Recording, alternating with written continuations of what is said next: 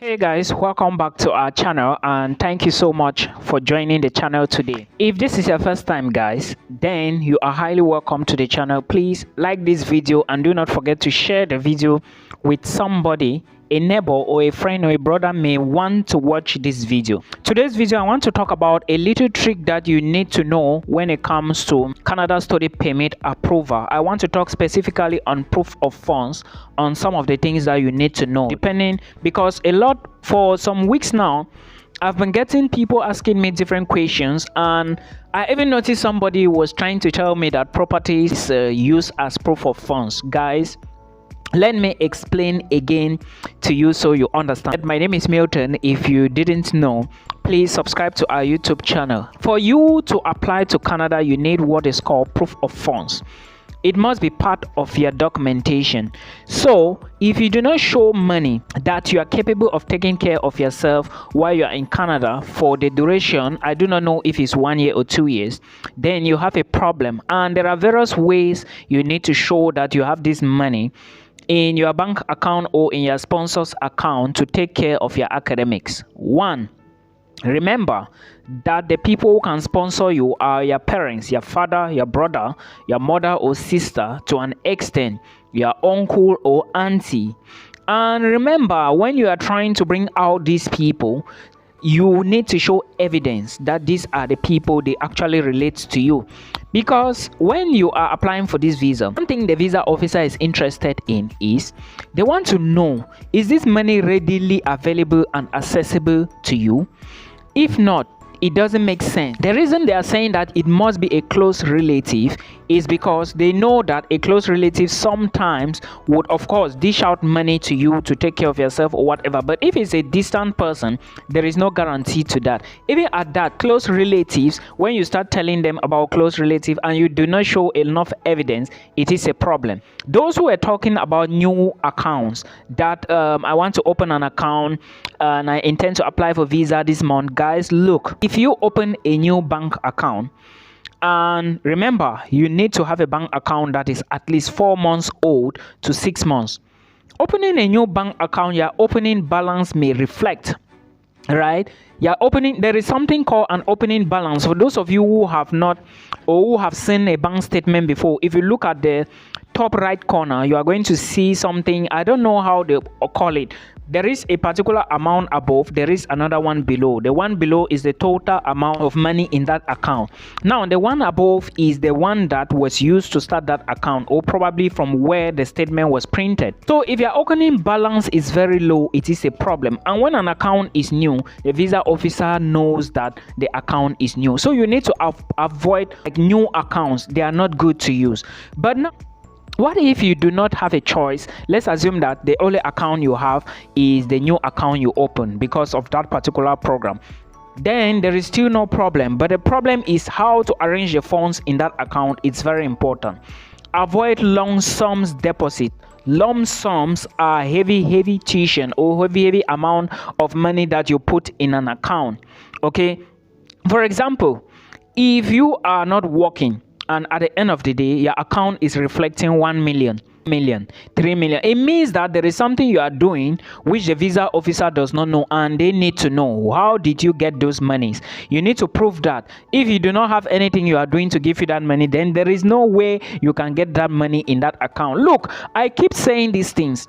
Some people will do our way. You understand what I mean by our way? They will succeed, while others will do and they will not succeed because of the arrangement and what is written. They know, they follow the cycle from your application documents to your application, and they look at all those documents to see if actually what you are telling them is true. And when you are saying that this and this and this is not correct, and you mix up the points, they automatically know there is something wrong. For example, you cannot say you are working and you earn 200k per month, and at the end of the day, your money going into that account is maybe 1 million 3 times a week. It's not possible for you to have 1 million today and maybe in 2 days time you have another one, and in the next 2 days you have another one. That was within 6 days you have 3 million deposited in that account, whereas you didn't show any documents that you don't work. It doesn't make sense if it is your account. But if it's that of your sponsor, you can get documents from your sponsor to prove that he is working, he has a business, or if you have a business, you bring all those documents together. But again, lump sums is very problematic. Please make sure you put what you can explain, and you are not just putting to explain, you are putting to explain and show evidence that this is how I get money. My money comes from this source, this source, this source, and I have attached receipts and pictures to convince you, or to let you know. Yes, you are telling the visa officer now, so you are not convincing, you are telling him or her, or to let him know that this is where your money is coming from. That way, it's not going to be like, it doesn't look again suspicious. Just let them know that you have been saving up for this program and you have been getting money from these areas. Avoid a new bank account. If that is the only option, then you can go for it and make sure you strategize. I'm saying so because I know a lot of us, we do not know how to go about these things. Now, if you are going to meet people to do this thing for you, you have to explain. Don't just go and tell people, do this thing for me, and you go, you pay them. No. Explain to them that this is what I need, so that they should understand what they are doing. Bulk deposit, for example, you cannot have deposits back to back, like today, tomorrow, next tomorrow, and after, and you are not able to explain how those monies came about. You cannot have them like that within 2 weeks intervals. You have to explain, because of course salary is received only once a month. So if you have 4 deposits within 6 days, it means that there is a problem. You need to explain how you got that money. Remember, the visa officer doesn't want a situation where you will be doing some certain type of things to raise the money. And again, when it comes to, let's assume that you have a business and you are doing these deposits from your business, and you actually explain to them, you should be able to show them your business registration documents and of course your tax documents. Tax is what would limit you if you do not show that you are paying your tax in your home country. What shows that when you go to Canada you are going to pay your tax? There is nothing, right? First, you need to pay tax as a citizen. So if you have a business, you have not paid your tax, go and register and pay your tax now. I'm just telling you this so that you understand how the procedure is. Now, another thing is, those people who have been asking me if they can use a company's document to show as proof of funds. First, a company is not money. Secondly, you cannot use a company's document to show as proof of funds. And lastly, you cannot use a family company as your home ties. A family company is not owned by one person. It's owned by many people. So for you to, even if it's the company's account, a family company's account, you need to go to that account, sign, another person needs to sign, another person needs to sign, and the visa officer is not interested in things like this. So, one, a company's account is not proper to use. I have talked about this many times in my videos. And secondly, you cannot use a company owned by a family to prove as home ties that that company is going to bring you back. No, without you, the company will exist. So even without your own company, it would still exist if there is somebody managing the company. So you have to be strategic. Home ties are things that can bring you back home. Your family is one, not just your family. You need to show that you have properties. Do you have properties? Do you have a land? Do you have houses or a house? Do you have a car? All those things, you package them and put them there. Visa application to Canada is more of packaging, and of course, if you do not prove beyond reasonable doubt that you are qualified for this, it is a very big problem. Now, those people that are receiving money, remember in most of my videos I said when you receive money from somebody as a gift, there is something you need to do, or the person needs to do. They call it a gift deed letter. If you receive money and somebody wrote a gift deed for you, someone did this error and I saw it. Someone writes a gift deed letter for you. Make sure the amount the person is explaining on the gift deed letter that he or she gave to you should reflect. There should be a place in your account or in his account that can reflect. For example, if you are using your own bank account to sponsor yourself and somebody is saying that he is going to give you 8 million to take care of your studies, remember the gift deed is explaining that this person is gifting me this amount of money and do not wish to collect it again, will not collect it and will never collect it again. So if you are saying that somebody gave you a gift of 8 million, on your letter of explanation you should be able to back it with evidence and tell the visa officer that on this day of this month of this year, this person transferred this amount of money to me. Even if you can state the time, it will be better so that they can refer back to your letter. Do not say someone transferred money to you to use for your study abroad opportunities or for your study abroad, then at the end of the day there is no place in your bank statement or in your bank account showing that the person actually transferred that money.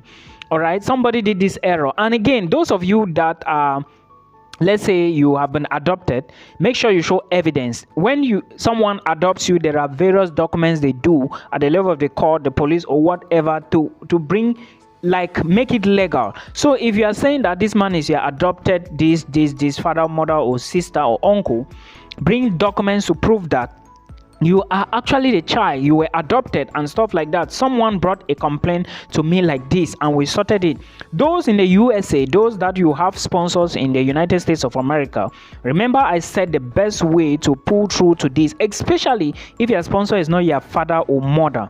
If your sponsor is your brother, sister, or auntie, I will advise you to tell them to transfer the money to your account first of all, then do the give deed letter, and of course bring the other necessary documents so that you can show to the embassy, grab your visa before you send their money back. But hey, remember, you should be doing it for people you can trust, because I am not against any form of negative energy.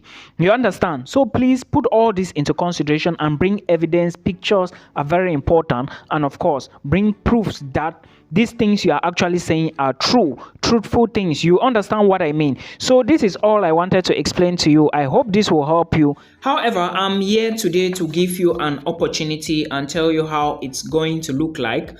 First of all, my YouTube channel name is Milton Fonkwa, and Milton Fonkwa's not consulting but foundation anyways, so check them on YouTube. Now I will advise you to take a look at my videos very well on YouTube, and please watch till the end, because when you do this you are helping yourself. Okay, now the information I want to give you is admissions is currently open in Italian universities. So if you intend to study in Italy, I will advise you to look at Italian universities. As a matter of fact, I already have videos on my YouTube channel.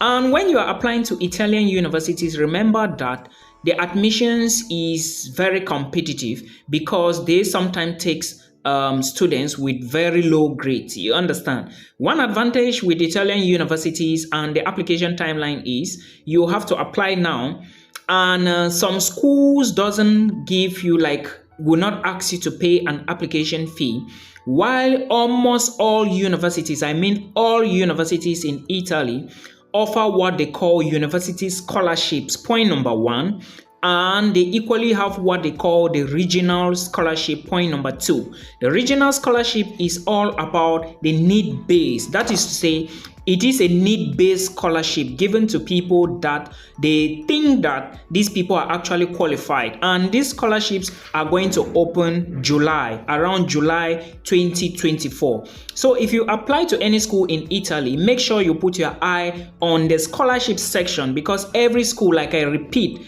every school in Italy offers a regional scholarship, and this scholarship is worth 7,000 euros, and it covers your tuition fee, it covers your feeding. They will equally, from that 7,000 euros, you will get stipends and of course accommodation. So please remember all of these and start your application now. First place, take a stop on my YouTube channel, type my name on YouTube and add anything you need. You are going to find my videos. Till we meet again in another one.